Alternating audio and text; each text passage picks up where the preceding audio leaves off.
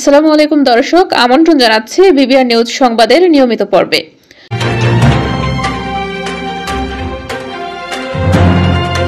সাতক্ষীরা তালা থেকে মোহাম্মদ লিটন হোসেনের পাঠানো তথ্য ও ভিডিও চিত্রে বিস্তারিত নিয়ে সাথে আছি আমি শারমিন আক্তার।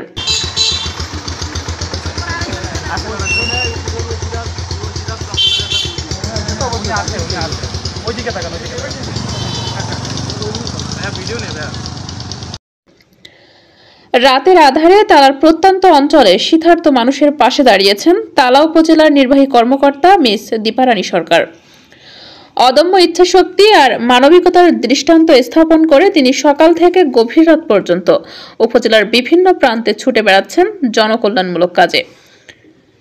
সোমবার 24শে নভেম্বর রাতে তালা সদর ইউনিয়নের 7 নম্বর ওয়ার্ডের হতদরিদ্র মানুষের মাঝে শীতবস্ত্র কম্বল বিতরণ করেন তিনি।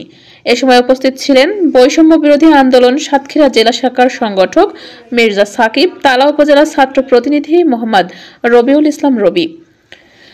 মানুষের প্রতি তার গভীর মমত্ববোধ এবং দায়িত্ববোধ তালা উপজেলাকে প্রতিনিয়ত বদলে দিচ্ছে, যেন নিপুণ হাতের রং তুলি দিয়ে তিনি সাজিয়ে তুলছেন পুরো উপজেলা প্রশাসনকে।